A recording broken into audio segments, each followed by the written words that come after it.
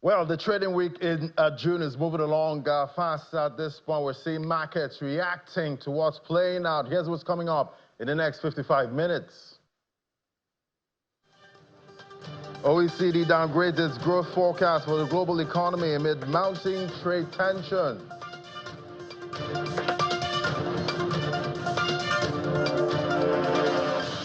And South Africa's economy sees a modest expansion in the first quarter of 2025.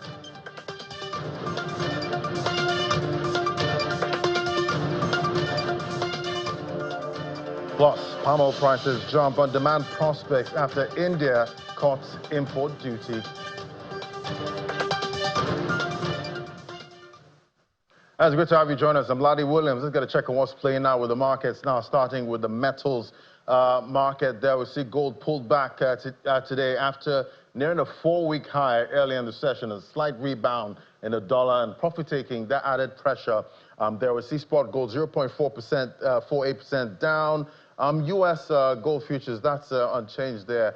We see spot silver, that's in the red, 0.78%, $34.42 per ounce. It was trading at about $23 now, but we're seeing an uptick there. 0.62% down, that's for platinum, still holding on to that $1,000 psychological level. Then palladium is a shiner there, at 1.10% up, $1,004 there. Yeah, it's managed to get to that $1,000 level there. We see the dollar slightly rose from an over a month low hit early in the session, making gold costlier for foreign buyers. Let's get a check on the oil market now. We see oil steady today, supported by rising geopolitical tensions as Russia and Ukraine, they ramped up the war, and Iran was set to reject a U.S. nuclear deal proposal that would be key to easing sanctions on the major oil producer. And we've seen a jump there.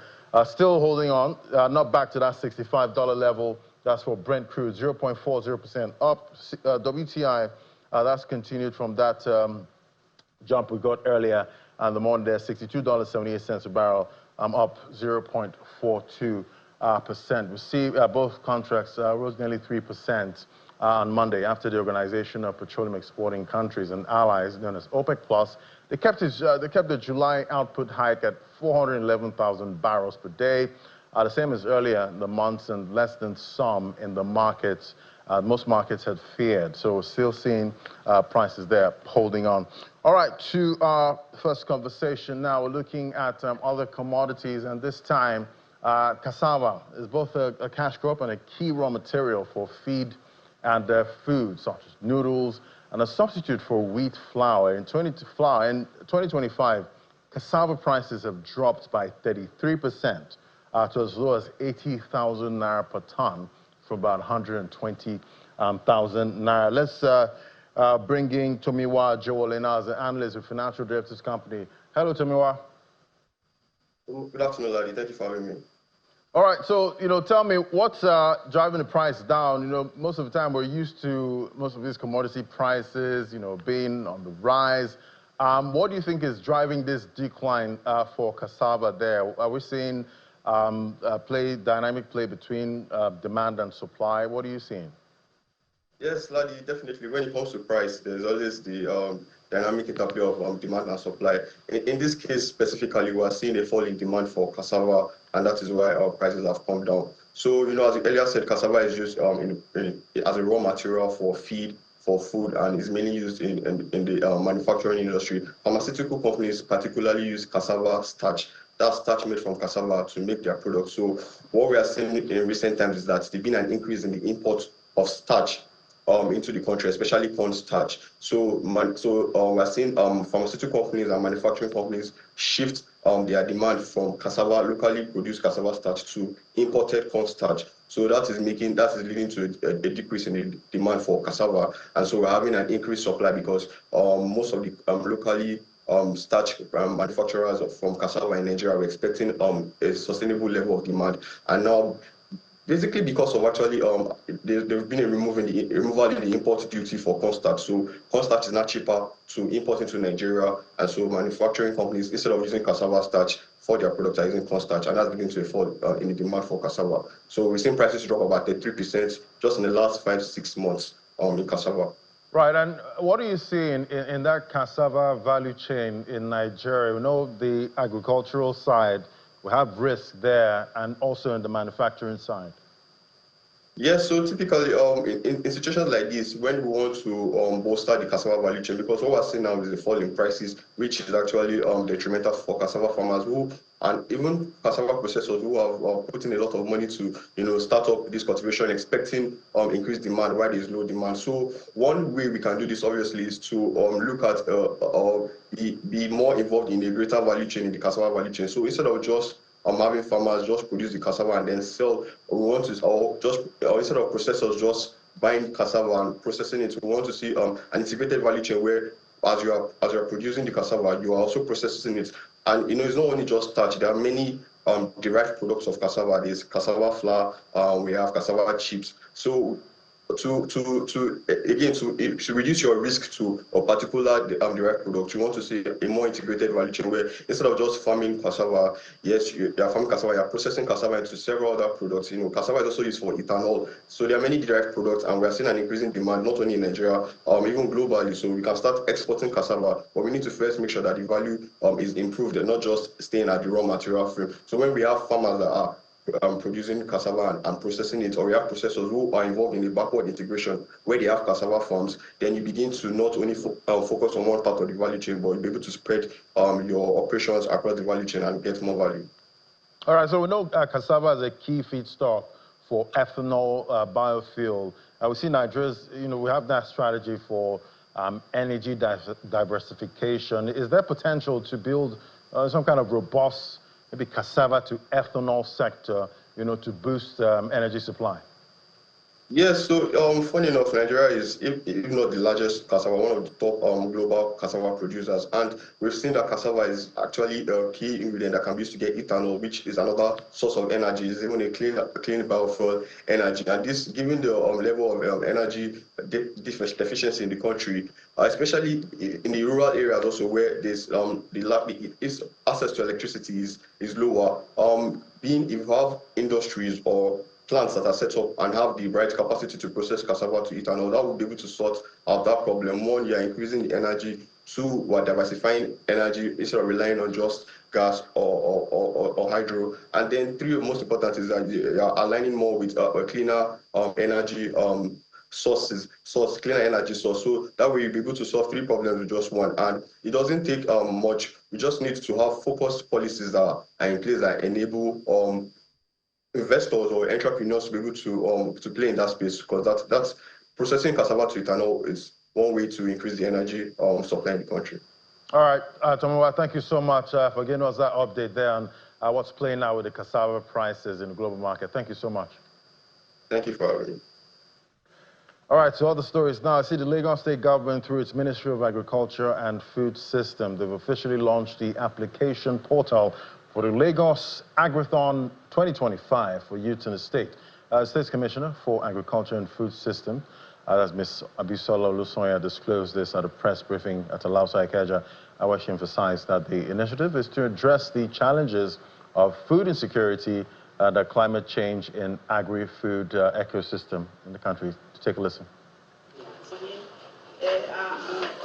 Introduce yourself and tell us your region. We open applications for the Lagos Agrithon 2025.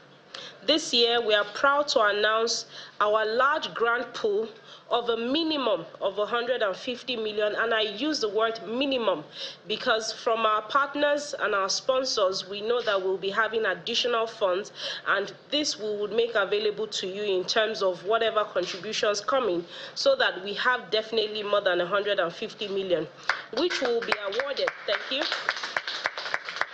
Which will be awarded to a minimum again of 35 promising agri-food startups and teams across key value chains in the state's foods ecosystem.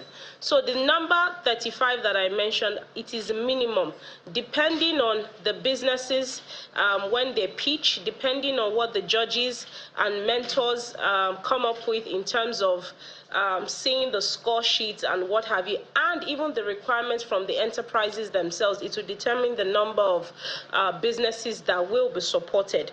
So building on the success of last year, where we supported 26 youth-led agribusinesses with 100 million, the 2025 edition expands the program to include the virtual and physical pitch sessions, a mentorship hub to strengthen business models and sharpen execution, a grand finale where you would have winners announced during the Lagos Agri-Innovation Summit 2.0, which is our flagship platform for connecting agri-food innovators with investors, policymakers, and industry leaders.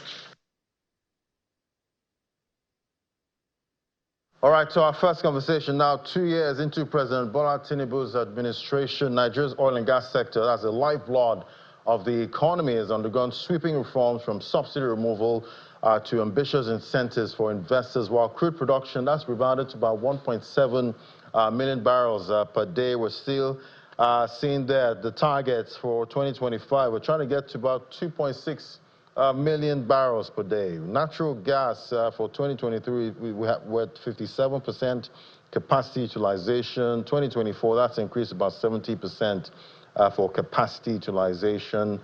Refining capacity, we see the Warri refinery under rehabilitation.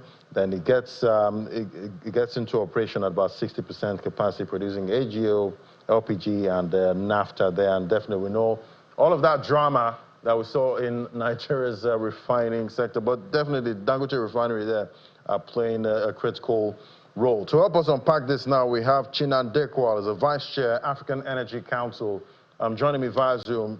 Great to have you on the show, Chinan. Hi, Nadi. Yeah, pleasure to be here. Right, so, definitely we've been trying to get a scorecard, for this administration, analyzing, the pros and cons, so far, the developments we've seen, the improvements we've seen or not at this time. But, talk to me about the President Tinubu administration, what the kind of improvements you've seen in Nigeria's oil and gas, so far. We're trying to get out more barrels. We're trying to get our oil refined. What's the scorecard for you? Nadia, I think it's undeniable when you look at some of the very fundamental factors for you to see that in the last couple of years there has been a massive increase in terms of a lot of the parameters. So key example is oil and gas production, like you mentioned there, 1.6 million barrels per day today. You go back to 2022, we're about 1.1 million barrels per day. Our refining capacity, we're importing massive amounts of crude oil, and subsidizing. Today we're exporting crude oil, in a very big way. FID, so final investment decisions in the, in the upstream oil and gas sector for the last 10, 12 years, we didn't see any FID. So I'll give you an example. The last major FID we saw was 2013. That was Egina by Total. I think about $8 billion or something. We've just seen one of the biggest FIDs that's just happened again recently, Bonga North by Shell, $5 billion, and a variety of things. The reality of it is, I think, you can argue about other sectors, but one thing I would say without a doubt, something that's quite undeniable, is the fact that within the oil and gas sector, we're seeing massive, massive shifts, in a way that we haven't seen before. In fact, Ladi, you would have seen this as well, that we just had Fitch, I apologize, one of the rating agencies actually just, upgrade our rating, for the country. And because of that, much of that's because of the fiscal situation of the country. All right, definitely we've seen a lot, happen, when it comes to the refining capacity for the country. We did get the Dangote refinery coming on stream. Then a couple of our public-owned refineries there also, somewhat, coming on stream. Talk to me about, what you've seen so far when it comes to refining. I guess we're better off with what we've seen from the Dangote refinery. So, Ladi, I think that's a mixed bag. So, without a doubt, the Dangote refinery, it's really the biggest, case study, use case of raw success on the Nigerian terrain. Here we were, producing crude oil, as you can imagine, exporting it, importing refined product, so very much losing a lot of value across value chain. We have an industrialist come up and he turned that over on his head. So right now, refining in here, retaining value in here, exporting refined product. So this use case is not only one for oil and gas, it's also the same that should be studied for critical minerals, for cocoa that we export, for palm oil, and all of that. But I'll say this, you asked me about refining. The other thing to think about is, yes, we have success on this front, but we have huge failings on the other front. That is around, the refineries that we have been operating for a long time. NPC, so Port Harcourt Refinery, Warri, and all of that. Just for context, we spent about $2.9 billion on turning these refineries around. It's a lot of money, 2.9 billion. And you know very well that in the last month we've had the Port Harcourt Refinery just come off online. It's not working again. So I mean, some things like that thing is extremely disappointing. That amount of money can literally build a 60,000 capacity refinery, all the way from scratch, for us here in Nigeria. But beyond that, critical investments, I think, that we can be making and should not be throwing money away in that way. But to answer your question, when it comes to downstream, I think it's a mixed bag. My verdict is a very mixed bag. Dangote is a huge revelation. On the other front, honestly, I think it's very disappointing. But when it comes to Nigeria's upstream, that, I think, is the real telltale. We haven't seen the amount of investment that's coming into Nigeria now. We haven't seen that the last 10 years, and we're seeing that today. I think it's very exciting. So just quickly, actually, 5 billion, Bonga North development. We've just seen again, Ladi, $1 billion from Total just committed in terms of announcements. ExxonMobil is counting about a $10 billion investment potentially to come in. Much of these are not an accident. I'm going to tell you, they're not an accident. A lot of these are happening at the back of the executive order we had on 28th of February of last year. The executive order for tax breaks. Lots of those tax breaks and tax incentives are the ones that have spurred this new investments that we are seeing. All right, so we did get that executive order there for that ties, tax incentives to cost efficiency, capping credits at 20% of tax liability.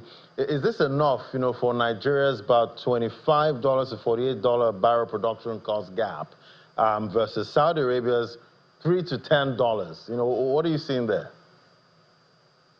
So it would never be enough. It would never be enough. I'm going to be very clear. But so we're comparing apples and pears here. Saudi Arabia, 100%. Some of their fields, and I'm being very careful saying this, some of their fields, production costs about $5 per barrel. Okay, there's no question about that. If you go to Nigeria, some of our fields, if you go deep offshore, we're talking costs about 50, 55 in some cases, dollars per barrel. But we're comparing apples and pears. Saudi Arabia, largely onshore. Their reservoirs, so largely onshore means, lower cost. Their reservoirs are a lot shallower. If you drill deep into Saudi Arabia, 2 kilometers, you find, you hit crude oil. If you come offshore Nigeria, you're talking water depth of about, in some cases, up to 2,000 meters water depth, 1,500. It's normal for Nigeria's water depth in deep water. And then when you drill down, you're talking about 6,000 meters of water. So we're comparing apples and pears there. Cost would never be the same. What I'll say is this, right? We've just had the last 3 days, the president signed a new executive order for cost efficiency. And I'll focus on that. It's mainly cost. But the point I was making earlier was the executive order he signed on the 28th of February of last year. That was about tax incentives and tax breaks. That is what's made us to see a lot of investment in the sector today. But now to this point about the new one around cost efficiency, I'll say this. Nigeria has one of the highest costs, on a dollar basis, per barrel basis, dollar per barrel. We have one of the highest costs in the world. And honestly, it is super artificial because our fields are not the deepest in the world when it comes to water depth. They are not the deepest reservoirs when it comes to drilling. We always have some sort of an artificial, cost burden. That's been very difficult to explain. It's been very, very artificial. What President Bola Ahmed Tinubu is trying to do here is he's trying to incentivize cost discipline. He's trying to take cost discipline and pass it on to the operator. So you sit down, and if you produce on a per barrel basis, dollar per barrel basis, a certain figure, then you qualify for some tax breaks. So let me break it down. The new executive order has several facets, but some of the important ones are this. Number one, NUPRC, the regulator, is going to set benchmarks every year. So they will sit down and set $1 per barrel benchmark, cost per barrel, a benchmark every year between, onshore, shallow water, and deep water. If your cost per barrel, say you're operating onshore, is less than that threshold, then you qualify for certain tax breaks. The tax break has been put to be the maximum. There's a cap of 20% of your taxable liability. So the maximum you can get is 20%, but that's really significant. 20% of your taxable liability is incredibly significant. There's another incentive, actually, which is beyond that. The incentive is on revenue split. So if you have a low per barrel basis, and that allows the production, when you look at the fiscals, for there to be an increase in government take, so i.e. government revenue. The Nigerian government is saying, any increase, that increase you can take 50% of. Honestly, if you ask me, I think this is really exciting. Now, I've got to say, these are not new things. These are things that were borrowed as well. The revenue split is something we see in the Norwegian continental shelf, we're bringing here, which I think is exciting. And on the front is something we've seen from Malaysia and Brazil. These are, sort of fiscal instruments that we've seen from Malaysia and Brazil. So I think on the balance of things, it's not going to change the oil and gas sector, the Nigerian upstream oil and gas sector today in the exact way we want it. Without a doubt, it takes us closer and closer to the goal of dropping our cost basis. Right, and in your experience, how much do you think, right now, it should cost us to bring 1 barrel of oil out of the ground? Depends. Again, that question is open. So if you talk, I'll give you Agrithon. So if you're looking offshore, so deep water Nigeria, I'll say on the average, you're talking, say for the sake of argument, $50 per barrel. $50, that's a standard number. If you're looking onshore, if you're looking shallow water Nigeria, so anything between 0 and 200 meters, so deep water, 200 meters and beyond, 1,500, 2,000 meters. If you're looking shallow water, we're talking between 0, roughly, and 200 meters. The cost there, we're talking roughly, you can argue $25, $30 per barrel. And when you come onshore Nigeria, some of the mature fields that we have onshore, you're probably talking much lower. I'd say probably about $17 per barrel, $20 per barrel. But the thing is, you have to understand, when you go onshore Nigeria, it becomes a bit different and murky. The reason why it's murky is because now you produce the crude oil, is at the wellhead. The story doesn't end there. You have to get that crude oil onto the market. So, i.e., how do you evacuate from there all the way to the jetty and onto the barrel, onto the barge, or the ship takes it away. A lot of the cost we see for onshore comes from that, the midstream cost. Now you have the crude oil, how do you evacuate it away to the point where the barge takes it away? Because of the vandalism and the security challenges that we see in Nigeria, there are a huge amount of inefficiencies there. So, Ladi, it's interesting here because it's the counter argument. Lots of people are making this argument.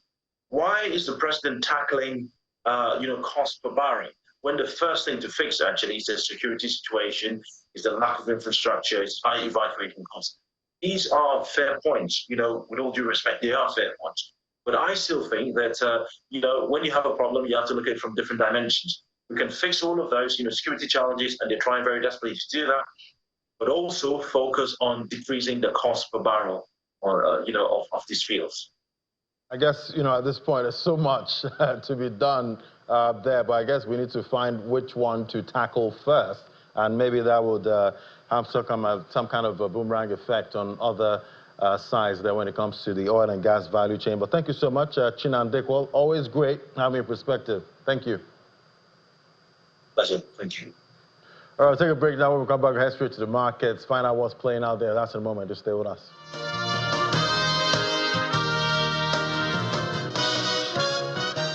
All right, let's find out what's playing out to the markets that we track. We have Anyete Edet there with the details. Great to have you, Anyete. So it's another day, another naira, another dollar, depending on which currency you're trading in. Let's say naira. Let's say naira. Yeah, let's start with the naira then. Okay, naira. Yeah, even speaking of the naira, I think the naira has been maintaining stability.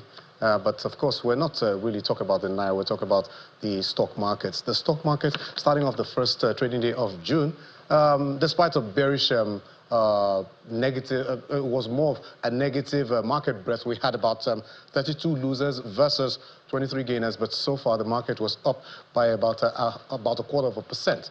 So we saw that there's still that spillover taking over from the two back-to-back profit-taking which had dominated the markets on Thursday and Friday last week. So, well, all right, so let's talk about that positive start which we saw for the start of June. This is it here. It's still continuing. Yesterday, the market, I said the market was in the 111,700 thousand index points, but it has crossed into the 112,117.20. This is the last track I had about an hour ago, a tad 0.08%. So we see the impact of some bargain hunting coming into the market, and the market is really reveling in from that the massive gains that it saw in the month of May, which is the best so far in the last 5 months. This is the 6 months, so most likely we might see that continue into the market. And of course, the year-to-date has increased to about 8.83%. Month-to-date, which is still very, very fresh, is about just about 0.25% and still continuing. So we hope that this market sentiment will be sustained into the close of trading by 2:30. For the Johannesburg Stock Exchange, just like what we had yesterday, there's another pullback, 0.21% at intraday, 94,959.13 for the market at intraday. Okay, let's see how the other two market numbers. For the EGX30, we see another green there. It's almost similar picture that we had at mixed trading, but so far it's just a split. For the Nairobi Stock Exchange, all-share index is in the red for the close of Monday's trading session. So that's the snapshot for the markets across the African continent, the major ones that we track. Okay, so now let's take a sidestep from the equities market and talk more about the fixed income markets. Now, we're still reviewing the month of May for the fixed income markets. And this time we're looking at how did the fixed income market, how did it perform so far. This month will end the second quarter of 2025, and of course we have that fixed income market is where government puts out the debt instrument and tries to get investors into there in order to fund so many projects that the government has at hand, from the Sukuk bond to the FGM bonds, to the savings bond, to the treasury bills, and so many others measures to control inflation. But to give us details about how the month of May was for the market, let's bring in Caleb Alimi, Chief Dealer with Providence Bank. Thank you for joining us, Caleb. It's a pleasure to be here, Niti. Good afternoon. Okay, so now, in a nutshell, can you just wrap up what happened within the month of May so far with government's borrowing target under that the bond issuance calendar, as well as the activities that characterize the month of May for the fixed income markets? Well, the month of May for the fixed income market was an interesting one, very liquid one. May happened to be a very, very liquid month, and we saw the CBN try to curtail all of that liquidity by selling a total of about 4 trillion, a little over 4 trillion naira in terms of, open market operations, trying to mop up liquidity from the markets. Well, from the government angle, where the DMO is, operational for treasury bills and for bonds, on the treasury bill space, the DMO sold over 1.2 trillion in treasury bills between 90 days to 1 year papers at a maximum yield of about 24.4%. Interest is always on that 1 year paper, and that's where we see all of the interest most of the times. The 91 days and the 182-day bills, we don't see a lot of interest rate movement in that angle. Those ones were stable at discount rates of 19 and 18.5 respectively. However, for the 1 year, we saw it did move from 19.63 to 19.5 at 19.56 at the second auction on the month of May. On the bond side, we did see the DMO, raise about 300 billion actually from the bonds, from the local bonds, and then from Sukuk, another 300 billion. Interestingly, the Sukuk was extremely oversubscribed. The government came in to raise us 300 billion, but received subscriptions in excess of 2.2 trillion. And they were able to allocate just 300 billion. Sukuk is usually targeted at certain projects, and they sold that one at 19.75. So all in all, the government raised roughly around 1.8 trillion from the markets for their borrowings, according to their borrowing program. The quarter is ending this year. There's a NTB auction tomorrow. We expect that they're going to sell. They're offering a little over 400 billion. They're offering about 450 billion, despite the fact that just 320 billion is maturing all in. They're offering just about 450 billion. We expect them to sell to raise well over that because the market is liquid. In the month of May, average daily balance on the interbank was over $1 trillion. Average daily balance was over $1 trillion. Today, and as we commence June, we're starting with around about $1 trillion as well, just a little over 700 billion, or there about close to $1 trillion is what market liquidity is. We expect that June is also going to be liquid, not as liquid as May, but also very liquid. And we think that the government is on course to meet its borrowing targets from the market comfortably. Okay, so now when you talk about the government meeting its borrowing targets, and we have the last report we have is that the government's borrowings has increased Nigeria's debt to about 183 trillion. And that's just about some 17 billion or so away from 200 trillion naira. Now, what are there any concerns about this, the level, the amount at which the government's deficit is? Yes, there's always concern around the deficit. However, if the government continues to stick to its spending plan, then the deficit will remain. However, if they can cut down on fiscal spending, then we'll see a lot of appreciation in that gap. However, so long as the government continues to spend, the deficit for this year is about 13 trillion. And if you say they're just 17 billion away from hitting the 200 trillion mark, I think they're going to smash that mark easily at the end of this month. So yeah, there is concern around the borrowing, there is concern around the deficit. But the government continues to continues to spend at the rate at which it spends more than what we earn, then the deficits will continue to widen. Okay, so now, but just about 20 seconds before I let you go. Now, the month of June has just started, and I know that there's quite a lot that we'll be looking out for, the inflation numbers as well as the FGN bond auction. So what other things would we be expecting under the bond issuance calendar for the fixed income market and other activities within the markets? So largely, the bond issuance calendar, there'll be two new maturities this coming to the market this year, a new 5-year and a new 7-year, 2030 and 2032 maturities. Those are the two new papers that the DMO will be offering. They retired the other ones, the 2033s and the 2031s and the 2029s that they've been issuing because one of those papers, has already crossed the 2 trillion issuance mark, so that becomes burdensome at the time of when it gets to maturity. So we're expecting two new maturities this month in the bond space, 2030 and 2030. So we expect the DMO to bring them under the 19% handle to try and bring them, around that 19% or possibly lower, because we've seen that they have an appetite to borrow, but they have the appetite to borrow as cheaply as possible. Okay, Caleb, I think we'll leave it there, and of course, wish the government well in its borrowing plan, of course, for the betterment of the country. Thank you so much for your time on the show. Thank you.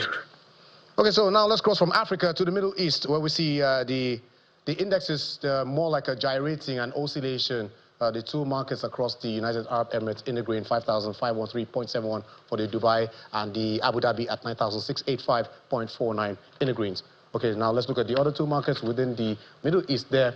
Tadawu. Okay, so now the greens have it for the market at intraday. Saudi Arabia in the greens 0.12%, and Qatari Stock Exchange 1.28%, and this is coming in the midst of geopolitical issues in between the US and China, the behemoth of the global economy. So whatever happens within those two countries affects almost everyone, including countries within the African continent. Okay, let's move out of the Middle East and go to the United States, where we see that the market, the stock futures there are in the red ahead of the opening bell there. We see that this is coming as the Organization for Economic Cooperation and Development, the OECD, cutting its growth outlook for US. They're now seeing it down from 2.2% to about just 1.6%. That's for 2025, and that's more like a dismal picture for the US economy. That's the world's #1 economy, so there are concerns around that.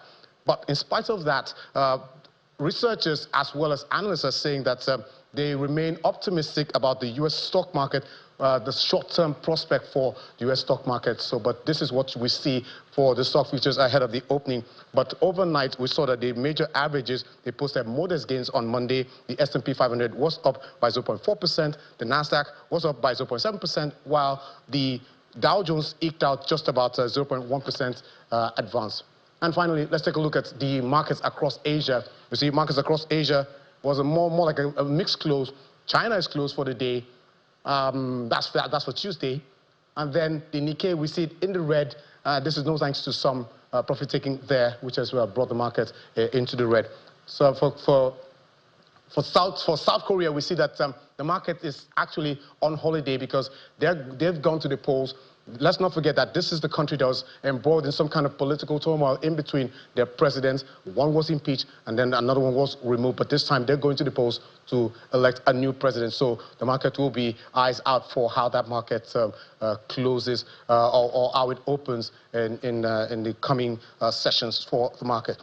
For the Hang Seng Index, 1.53%. And let's take a look at the other markets that we see there across Asia. We see that all the markets,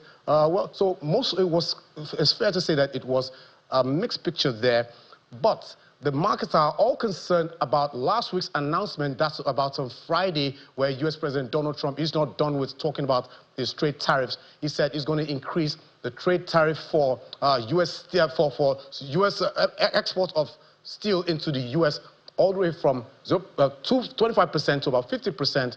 So most of the markets around Asia, across China, Japan, South Korea, all of them, they're all jittery. So that is going to come into effect as from Wednesday. So markets are really looking out for that. Donald Trump's increase in tariff. Yeah, Donald Trump in the market again, and investors are looking out for his next move. But quite an interesting conversation he had with what's his name again, Caleb Aleni there, and quite interesting. We see government having to spend more than they earn. At this time, and we have the whole debt issue. But you see countries like Australia there having a budget surplus in 2024.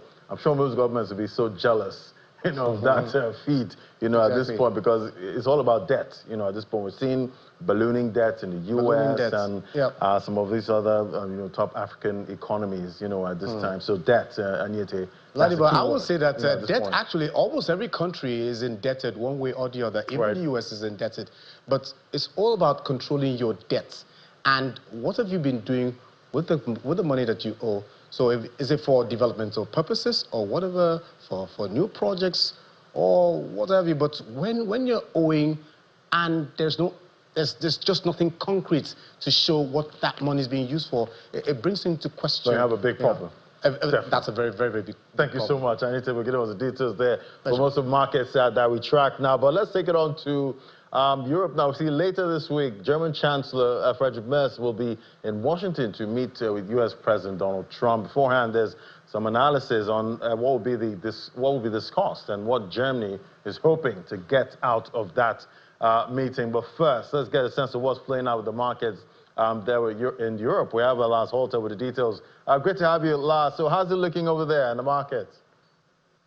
Yeah, hi, Ladi. Good to be with you. Again, I almost feel bad, like every day I have to tell you that we're not seeing much movement in indices here, but it's true. We are, and we've talked about this, Ladi, at such a high level, the DAX in particular, record highs, working on those 24 points here, but we just really don't have much of an impulse in the market, even though we have actually gotten some news today. We're looking here, investors are looking at inflation data. Inflation data for the EU now came in better than expected, actually, with inflation dropping to 1.9%, and that's just underneath the ECB's target of 2%. Now, that comes 2 days ahead of the next ECB meeting, which is then, of course, on a Thursday. Well, it's obviously a hint that the ECB might indeed lower its interest rates by another quarter point. But like I said, it doesn't provide much of an impulse. We're seeing the DAX pretty flat, but looking at London, looking at Paris, all these European indices are pretty flat. If I do want to point out one winner, once again, also another stock we talk about quite regularly because they're pretty much among the winners all the time. Rheinmetall, that is the German defense giant, and of course it ties in with all these geopolitical developments. Now, that company has been so successful in terms of the shares growing that the company is about to be listed in the Euro Stoxx 50 index, and that should bring in some more buyers here. All right, looking ahead now, we see the German Chancellor will be in the U.S. to meet President Donald Trump later this week. What's top on the agenda for the Chancellor?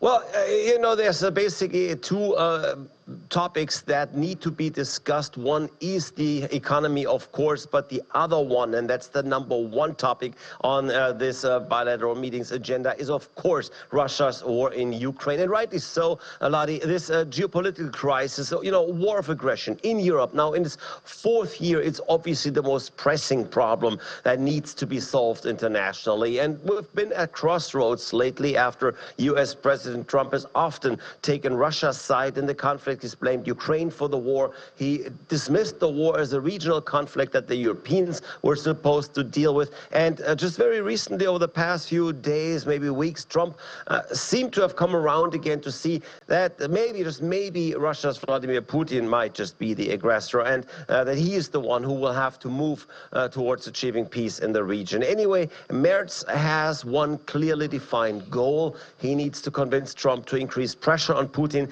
to criticize and ideally sanction Russia, to pull any support from Putin, even if it's just words of encouragement or criticism of Ukraine even.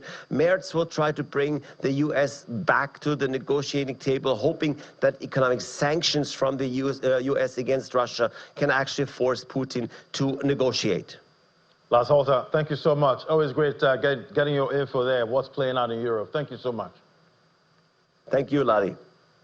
All right, let's get to other stories now. See, South Africa's economy experienced a modest expansion in the first quarter of 2025 with a 0.1% increase in seasonally adjusted quarter-on-quarter GDP, as reported by the Statistics South Africa.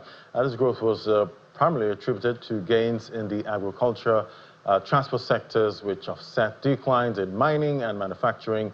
On a year-on-year basis, GDP rose by 0.8%, slightly surpassing economists' expectations of 0.7% growth. And palm oil prices surged to their highest level in nearly 3 weeks, driven by expectations of stronger demand after India, the world's top importer, reduced import duties on edible oils. Futures in Kuala Lumpur jumped as much as 2.6%, following India's announcement last Friday of a duty cut on palm and sunflower oils aimed at easing retail prices. Markets in Malaysia were closed on Monday due to a public holiday. The revised import duties come into effect. That already came into effect. That was for May 31st. All right, now we're diving into a groundbreaking new report by the Africa Skills Revolution Initiative, which sheds light on the transformative power of vocational education for Africa's youth. With the continent's youth population set to double to 830 million by 2050, this report reveals critical insight into how young people are ready to lead Africa's skills revolution. We have Snorre Westgard now as the CEO of Humana People to People. Join us via Zoom. Great to have you on the show. Hello, good day to you, and thank you for inviting me. Fantastic, it's great to have you. So we see the report finds that 80% of African youth see themselves as key players in shaping the TVET systems. How can governments and educators shift from top-down approaches to truly youth-led skills development? Yeah, that's a good question. So you can say this was an initiative by Humana People to People and African Union, the development agency in African Union, to invite young people for a competition, actually to submit different kind of innovations that they had started after going through vocational training. Then we also used the same occasion to then use the same platform to ask young people to come up with ideas and answer different questions about how they saw vocational training and how that could be, how that could be a part of driving the economy and the development in Africa. So we could see that the young people, they actually have a lot to say. They really want to be part of forming vocational training, new curriculum, and they also want to advocate for vocational training. We know that for a long time, vocational training have kind of been, if not stigmatized, at least been the second option in education. And it's time that that is turned around, that vocational training, technical and vocational training is given priority and given the importance that it actually has. Because one thing is provide young people with skills that can give them a job. But on the other hand, it can also, with inclusion of entrepreneurship training, soft skills, vocational training can also equip young people to take part in the development, creating their own businesses, going back to their community and leading development in their communities. So I think the answer to your question, how can government and education be more community-driven? Yeah, include the young people in the discussion about policy and development of vocational training is one answer, and then also make technical and vocational training more, you can say, addressing the real issues that people are struggling with in the villages and towns of Africa. All right, let's look at, youth enthusiasm now. There was high, enthusiasm for most of these projects, but we see the TVET enrollment, that's the transformative power for vocational education. Enrollment lagged, in many African countries. What would you say are the biggest misconceptions there or systemic hurdles, holding some young people back? And you've also referred to the TVET as a driver for economic resilience. Share some examples of that also. Sure. Well, I think in this particular initiative, so around 500 young people submitted their innovations.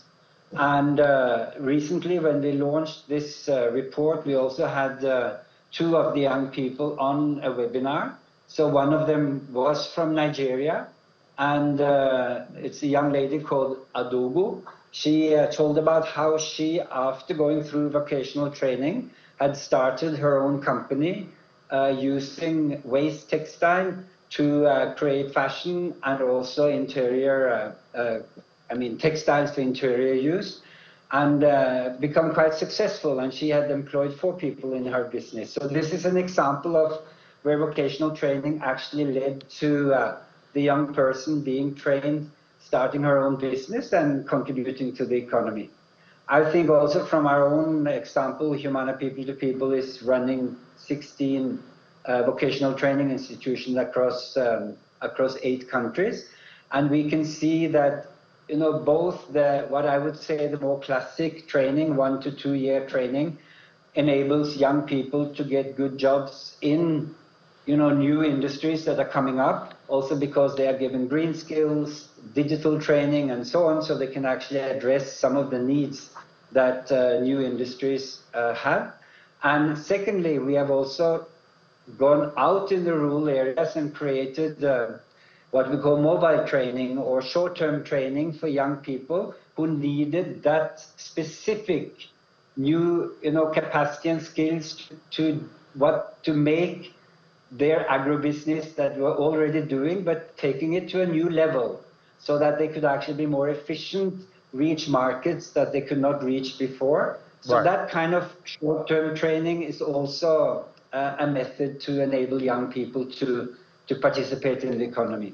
Fantastic, definitely great work you're doing there, and we'll keep tracking, your progress of preaching that vocational work there for most of the youths in Africa. Thank you so much for coming on. Snorre Westgard is the CEO of Humana People to People. Thank you for coming on today. Thank you so much for having me. Well, let's get a check on what's playing out with other markets now with the digital currencies. There we see Bitcoin there in the green, $105,000, up 1.17%. We're seeing it's mostly green on the screen there with just a few pockets of red. So it's looking quite bullish there with dominant.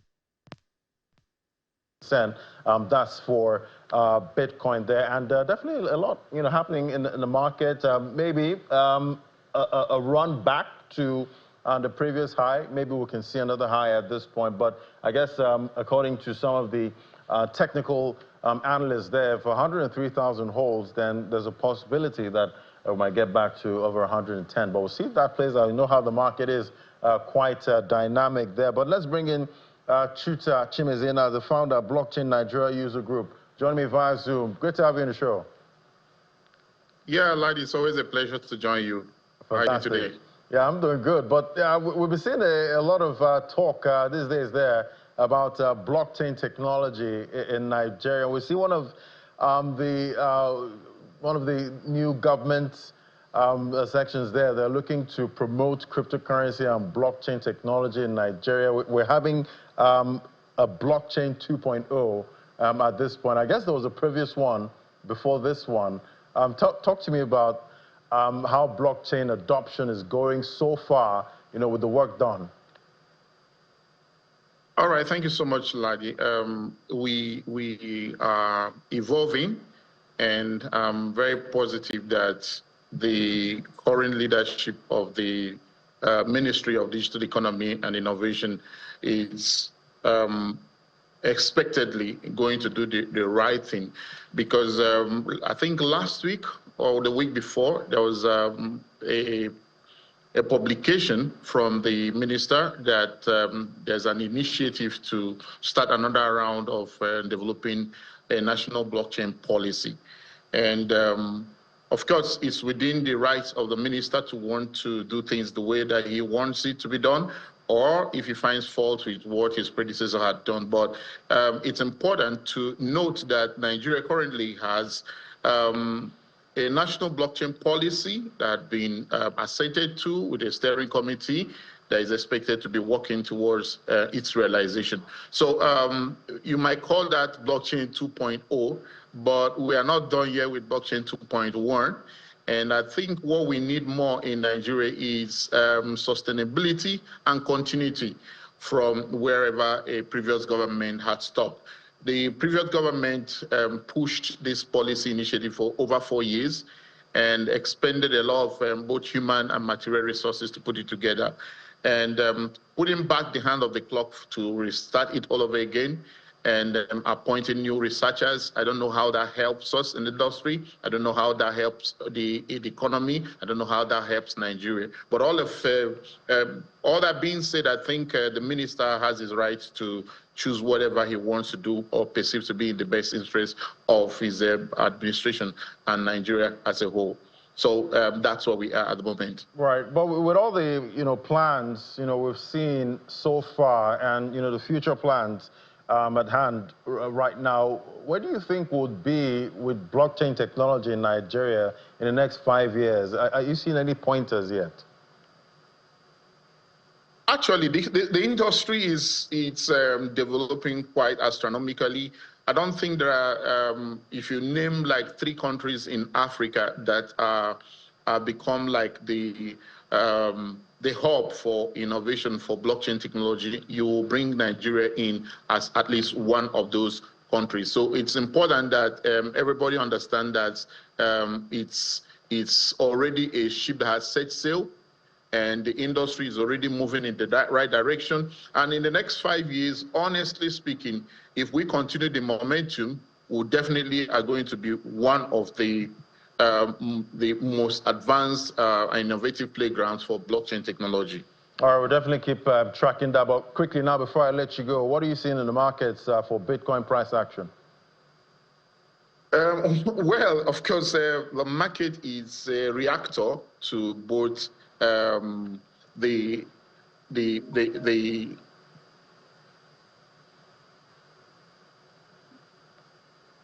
all right. So yeah. Okay, I can hear you.